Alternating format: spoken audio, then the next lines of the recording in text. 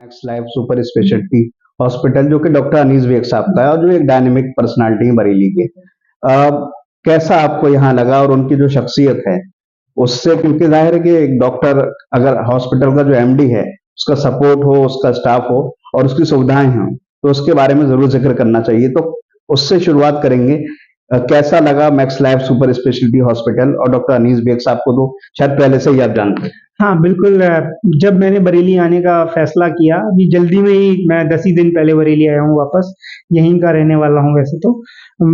उस समय पे डॉक्टर अनीस सर से मेरी मुलाकात हुई। उस समय भी मैं एक बच्चे को देखने आया था जो मेरी क्लासमेट थी, उसके बच्चा था यहाँ पर एडमिट था, एक्सीडेंट के बाद में वो यहाँ पर था। तब डॉक्टर अनीस से मेरी मुलाकात हुई और जिस तरीके से उनका मुझे विज़न दिखा, मुझे लगा कि मतलब ये एक ठीक जगह है जहाँ पर मैं जॉइन कर सकता हूँ और सर का सपोर्ट काफ़ी ज़्यादा रहा हमेशा। 10 ही दिनों में उन्होंने काफ़ी कुछ जो मैंने चीज़ें बोली, जो मैंने पेशेंट्स के मैनेजमेंट में जो यहाँ पर नई चीज़ें मुहैया कराने की उनसे बोली, वो सारी चीज़ें अवेलेबल हुई। प्लस यहाँ पर उनके पास 2-2 मॉड्यूलर ओटी हैं, सारे इंस्ट्रूमेंट एक से एक अच्छे हैं और मुझे लगता है बरेली में शायद इकलौता ही होगा जो ऑनलाइन वेब कैमरे के थ्रू हमारे को जो सजेशंस और एडवाइस बैंगलोर से मिल जाती हैं, जो सर ने अपने एक इंटरव्यू में बताया भी था। इस तरीके की चीज़ें मिलना बहुत ज़रूरी है। साथ में मैंने आपसे बोला मेरा ट्रॉमा में बहुत ज़्यादा इंटरेस्ट है, उस तरीके के मरीजों में, और बरेली क्षेत्र के काफ़ी मरीज, पूरे यूपी में ही बहुत मरीज हमारे पास एम्स में आते थे।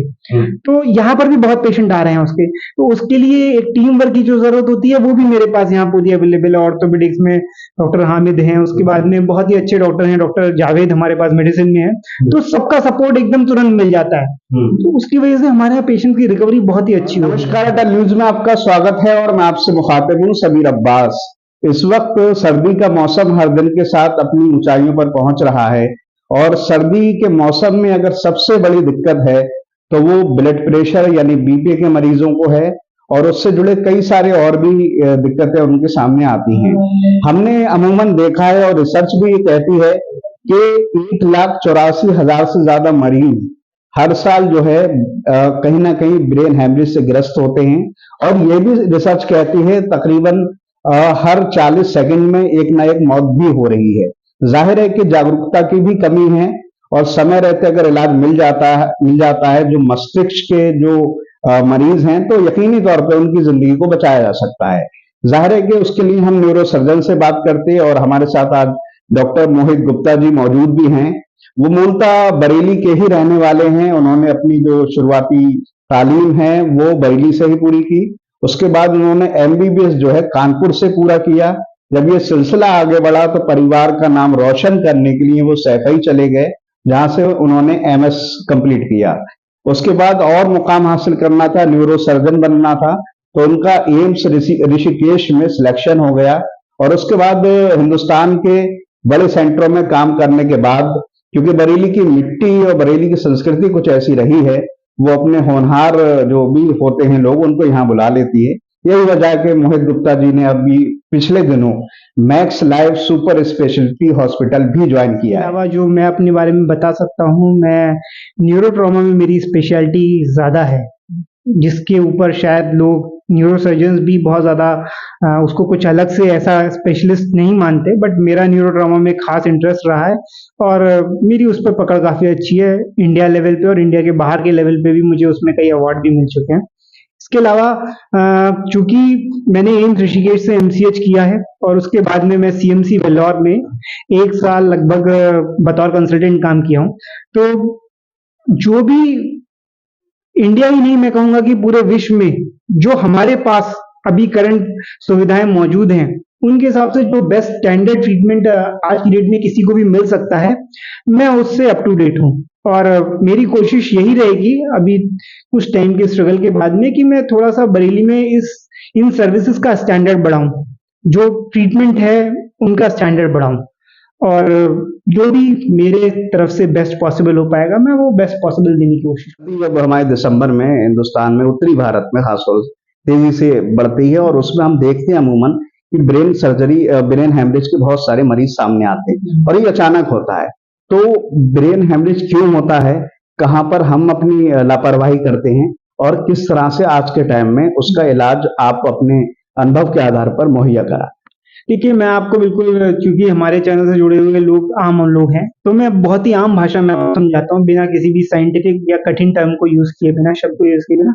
अगर आप ब्रेन हेमरेज की बात करें, तो ये एक स्ट्रोक, जैसे दिल का आघात होता है, वैसे ही ब्रेन का भी आघात होता है, जो 2 तरीके का होता है। एक समझ लीजिए कि जो सूखने टाइप का होता है, जिसमें नसें सूख जाती हैं, और जिसे हम कहते हैं कि इन्फार्क्ट बन गया, कि भाई नस सूख गई, डॉक्टर बोलता है नस सूख गई, ब्लॉक हो गई, जिसकी वजह से खून की सप्लाई रुक गई। एक तो वो पार्ट है। दूसरा पार्ट है कि नस फट गई और ब्लीड हो गया, उसे हम बोलते हैं ब्रेन हेमरेज। दोनों ही कंडीशंस जो हैं बहुत ही इमरजेंसी कंडीशन है। तो ये मैं सोचता हूँ कि हमारी सोसाइटी की बड़ी दुविधा और बहुत ही, मैं कहूँगा कि बहुत ही लापरवाही टाइप की चीज़ है कि हम हार्ट अटैक को, दिल के दर्द को तो बहुत ही सीरियसली लेते हैं। अपने मरीज को आधे घंटे 1 घंटे के अंदर किसी भी डॉक्टर के पास ले जाते हैं, क्योंकि हम जानते हैं कि हार्ट अटैक में अगर हमने तुरंत उसको सही इलाज नहीं कराया तो मरीज की जान नहीं बचेगी। लेकिन ब्रेन में ऐसा नहीं होता। शायद मरीज की जान तो बच जाती है, लेकिन वो जिंदगी भर के लिए पैरालाइज हो जाता है, लकवा मार जाता है, उसके एक तरफ का हाथ पैर काम करना बंद कर देता है, उसकी जबान खराब हो जाती है। शायद जान नहीं जाती है इतना अमूमन, इसलिए हम लोगों की तरफ से लापरवाही होती है। हम सोचते हैं कल सुबह दिखा लेंगे, या इसको दिखा लेंगे, या उसको दिखा लेंगे। बहुत सारे देसी इलाज में हमारी सोसाइटी में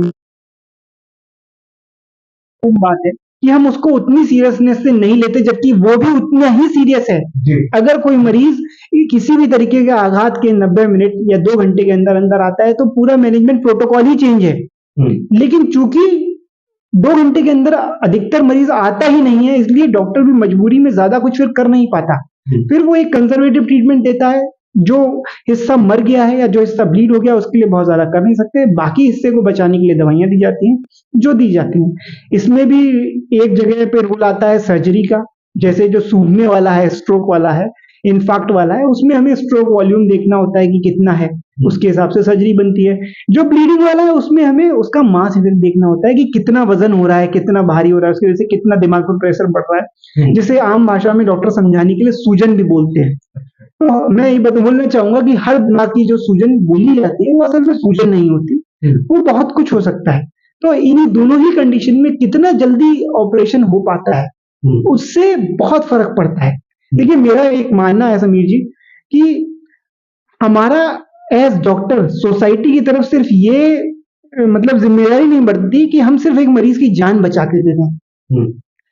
एक फंक्शनल मरीज देना बहुत जरूरी होता है। एक ऐसा मरीज जो अपना काम खुद कर सके, जो अपने परिवार के लिए लालन पालन कर सके, जो अपना वापस से जाके बिजनेस स्टार्ट कर सके। मेरा जो पहला इंटरव्यू हुआ था, उसमें भी मैंने कहा था कि अभी तक मुझे बरेली में ऐसा कुछ खास रिहैबिलिटेशन को लेके नहीं मिला।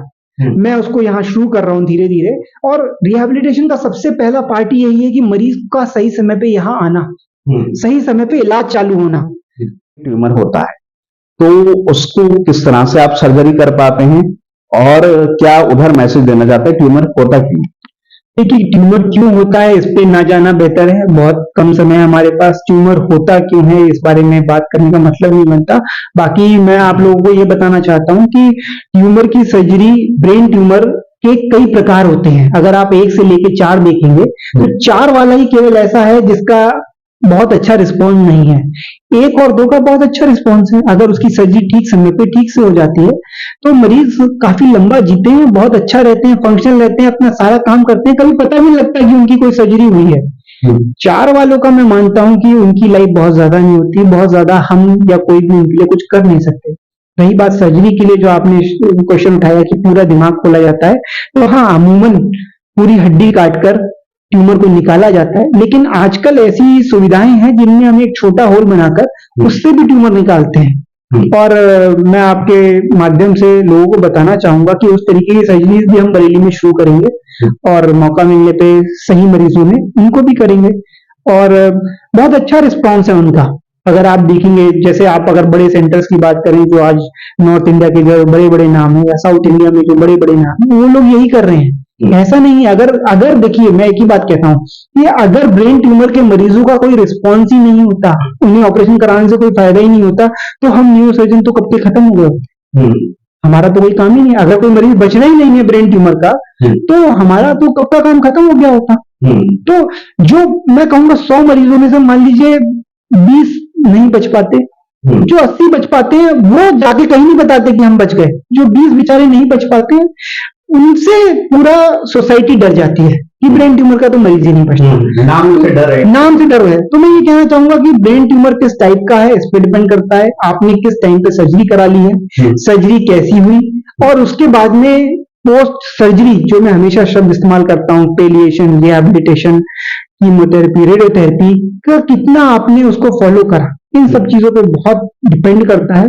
ब्रेन ट्यूमर कोई पैर की हड्डी की सर्जरी की तरह नहीं है कि एक बार रॉड अच्छी बढ़ गई तो पैर जुड़ गया। ये एक ऐसी चीज है जो लंबे समय तक चलती है। अब मैं बस आखिरी आपके और सब्जेक्ट जिसका स्पाइन का हम जिक्र करते हैं, लेकिन स्पाइन की भी हड्डी से जुड़ा हुई चीज है, तो इतना तो लोगों में जागरूकता आ गई कि आर्थोपेडिक भी होता है एक डॉक्टर और स्पाइन सर्जन भी होता है। स्पाइन सर्जरी जो आप करते हैं, न्यूरो सर्जन जो करता है, वो क्या है, और आधुनिक जो जीवन शैली हमारी आज के टाइम में हो गई है, जिससे हम देख रहे हैं स्पाइन की नौजवानों में, यंग एज में भी हम देख रहे हैं दिक्कत हो रही है, तो वो क्यों हो रही है, किस तरह से स्पाइन की सर्जरी आप करते हैं, और अगर लोग समझना चाहें न्यूरो सर्जन के अंडर में कौन सी स्पाइन सर्जरी आती है, वो सब आप बता। सबसे पहले आपके जीवन शैली वाले सवाल का मैं जवाब देना चाहूंगा, वो ज्यादा जरूरी है, ज्यादा लोगों को फायदा देती है। देखिए आज की डेट में हमारे जो खान पान है और जो जीवन शैली है वो ऐसी हो गई है जिसकी वजह से कम उम्र में भी स्पाइन की प्रॉब्लम्स होने लगी है। जैसे बच्चों का लंबे समय तक कुर्सी पे बैठ के पढ़ना और आगे झुक के पढ़ना, फोन देखना, ये सब चीजें एक ऐसी हैं जो हमारा जो शरीर जिस तरीके से बनाया गया है हमारे पोस्चर को उसको अगेंस्ट में ले जाती है। जब हम फोन को बहुत लंबे समय तक देखते हैं तो हमारी गर्दन ऐसे झुकी रहती है, जबकि हमारी गर्दन ऐसे रहने के लिए बनी हुई है। इसीलिए गर्दन का दर्द और सर्वाइकल की प्रॉब्लम्स होती हैं। इसी तरीके से कमर का दर्द है, हमारी कमर इस तरीके से नहीं बनाई गई थी कि हम उसके लिए बहुत आगे झुके या फिर हम कई ऐसे काम करें जो हम कर रहे हैं आज की डेट में। तो ये जीवन शैली का बहुत बड़ा मतलब रोल है इसमें। मैं चाहूंगा कि इसके बारे में एक पूरा आप समय निकालकर अगर मुझे समय देंगे तो मैं लोगों को आपके चैनल के माध्यम से ये भी बताना चाहूंगा कि उन्हें किस तरीके की अपनी पोस्चर, किस तरीके से लेटना चाहिए, किस तरीके से उठना चाहिए, चलते वक्त क्या करना चाहिए, सोना कैसे चाहिए, तकिया कैसा होना चाहिए, इस सब के बारे में हम कभी डिटेल में बात करें। आपने दूसरा क्वेश्चन पूछा मुझसे कि स्पाइन सर्जरी मतलब मैं समझता हूँ आप ये जानना चाहते हैं कि कौन कर सकता है, किसको करना चाहिए। तो मुझे पता नहीं आज की डेट में लोगों का इसके बारे में क्या जानना है, लेकिन मैं बताना चाहूंगा आपको जो लेटेस्ट चीज है वो ये है कि नेशनल मेडिकल काउंसिल ने अभी कुछ टाइम पहले ही स्पाइन सर्जरी का कुछ हिस्सा स्पाइन सर्जन्स को करने के लिए दिया है, को भी अलाउड कर दिया। वैसे स्पाइन सर्जरी पूर्णतः न्यूरो सर्जन्स का काम है, लेकिन अभी नेशनल मेडिकल काउंसिल ने स्पाइन सर्जन्स को भी ये सर्जरी करने की परमिशन दी है, जिसमें ऑर्थोपेडिक सर्जन्स आते हैं जिनकी एक प्रॉपर ट्रेनिंग हुई होनी चाहिए। तो मुझे लगता है कि भाई ट्रेनिंग के बाद ही कोई इसको कर सकता है, ऐसे इतना आसान नहीं है करना। बाकी न्यूरो सर्जरी में डेफिनेटली इसकी एक बहुत ही वास्ट ट्रेनिंग होती है, बहुत सारा काम होता है। और आपका जो एक डाउट है कि क्या सर्जरी है जो एक न्यूरो सर्जन अलग तरीके से करता है उनसे, उसका जवाब मैं आपको देना चाहूंगा कि जो स्पाइन सर्जन होते हैं, जो ऑर्थोपेडिक्स वाले होते हैं, वो बेसिकली स्पाइन का बोनी पोर्शन मुझे लगता है कि ज्यादा अच्छे से कर पाते हैं। लेकिन जब हमारी रीढ़ की नस की बारी आती है, रीढ़ की नस का पानी की बारी आती है, या फिर अगर आप ऊपर कर रहे हैं सर्वाइकल में, तो क्या दिमाग का अगर कुछ ऐसी बात आती है तो उस चीज से उनका एक्सपोजर नहीं होता, वो उनकी ब्रांच का पार्ट ही नहीं है। इस चीज में एक न्यूरो सर्जन भली बात ही जानता है, वो इसको डे इन डे आउट करता है, वो इन चीजों को ज्यादा बेहतर कर पाता है। मुझे लगता है कि देखिए मैं एक बात बोलता हूं कि कोई भी सर्जरी बिना कॉम्प्लिकेशंस के नहीं हो सकती। कोई डॉक्टर अगर ये बोलता है कि मेरी सर्जरी का कोई कॉम्प्लिकेशन नहीं है, तो दो ही चीजें हो सकती हैं, या तो वो झूठ बोल रहा है या तो वो स्वयं भगवान का रूप है। तो भगवान का रूप अगर उतर के आ गया है तो किसी और की जरूरत ही नहीं है, और अगर नहीं तो वो झूठ बोल रहा है। तो कॉम्प्लिकेशंस तो हैं। अब बात आई कॉम्प्लिकेशंस किसके कम है और किसके ज्यादा है, ये शायद एक्सपीरियंस और ट्रेनिंग पे मैटर करता है। लेकिन मैं इतना कह सकता हूं कि न्यूरो सर्जन इस तरीके के स्पाइन सर्जरीज के कॉम्प्लिकेशंस को डील करने में, उनको मैनेज करने में, मेरे हिसाब से, ये मेरा अपना ओपिनियन है, ये शायद ज्यादा बेटर ट्रेन होते हैं। इसीलिए मैं अपने मतलब मेरा अपना ये मानना है कि बहुत सा पार्ट है अभी भी जो बहुत से लोग करने लगे हैं, लेकिन काफी हिस्सा है जो सिर्फ न्यूरो सर्जन्स करते हैं और वो बेटर करते हैं। बाकी मैं किसी को ये नहीं कहूंगा कि भाई किसी की ट्रेनिंग कमजोर है या कोई नहीं कर सकता, सबका जो ट्रेंड है वो कर सकता है। तो अपनी फील्ड के माहिर। बस एक आखिरी बात से और चाहता हूं एक मैसेज भी जाए। आप क्योंकि ट्रामा के बहुत सारे केसेस देख रहे हैं जो न्यूरो से संबंधित होते हैं, हम देख रहे हैं कि बहुत सारे एक्सीडेंटल केस आते हैं और सर्दियों में ज्यादा आते हैं। मैं चाहता हूं एक मैसेज उधर भी दें, खासतौर से आपके पैगाम से, आपसे मैसेज से, नौजवान हेलमेट पहन के निकलें, बहुत बड़ी उनकी सुरक्षा हो जाएगी। और भी तमाम सुरक्षा के इंतजाम अगर करेंगे तो कहीं ना कहीं फायदा तो होगा। ट्रामा के क्योंकि आप केसेस देखते हैं, एक छोटा सा मैसेज उधर भी आप साथ में दे सकते हैं और सुरक्षा के लिहाज से भी एक मैसेज। देखिए, मैं यही कहना चाहूंगा कि हमारी जो न्यूरोसर्जरी ब्रांच है, जो न्यूरो ट्रॉमा का पोर्शन है, बहुत ज्यादा उसमें कुछ हम बचाव के लिए किसी को नहीं बोल सकते, लेकिन बचाव से बेहतर इलाज कोई है ही नहीं। तो मैं अपने बरेली के नौजवानों को यही कहना चाहूंगा कि भाई अगर टू व्हीलर चला रहे हो तो हेलमेट पहन के चलो, 2 मिनट बाद पहुंच जाओगे तो कुछ बिगड़ नहीं जाएगा। और कोशिश करें कि इस मौसम में रात में कोहरे में ट्रैवल ना करें। मतलब दुर्घटना से देर भली हर जगह लिखा है, बस यही मैसेज देना चाहता हूँ। एक सबसे महत्वपूर्ण और सवालों में कर लूं जो अक्सर मैं डॉक्टरों से करता हूं, और ये सबसे मुश्किल सवाल भी होता है उनका। आपकी फील्ड बहुत कहना चाहिए बिजी लाइफ है, रात में भी ट्रॉमा के केसेस ज्यादा आते हैं। अब जितनी सर्दी बढ़ेगी तो ब्रेन हेमरेज के केसेस भी आएंगे। बहुत बिजी लाइफ है एक डॉक्टर की और आपकी। इतनी बिजी लाइफ में मनोरंजन के लिए क्या कर पाते हैं? अगर आपको समय मिलता है, एंटरटेनमेंट भी जिंदगी का एक पार्ट है और म्यूजिक थेरेपी भी होती है, बहुत सारी चीजें जो डॉक्टर चाहते हैं। कहते हैं कि इंसान को एंटरटेनमेंट भी करना चाहिए जिससे उसका बीपी भी कंट्रोल है, तमाम चीजें। तो आप अपने एंटरटेनमेंट के लिए क्या करते देखिए, अगर मैं पर्सनल बोलूँ तो मेरा फ्रेंड सर्किल बरेली का ही है और काफी दोस्त हैं।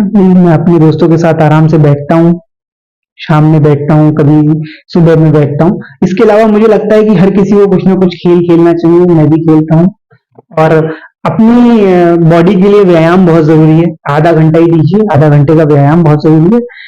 यही सब करिए, अपने फैमिली को समय दीजिए, बच्चा है छोटा उसको समय दीजिए, उससे ज्यादा बड़ा एंटरटेनमेंट तो कुछ हो ही नहीं सकता।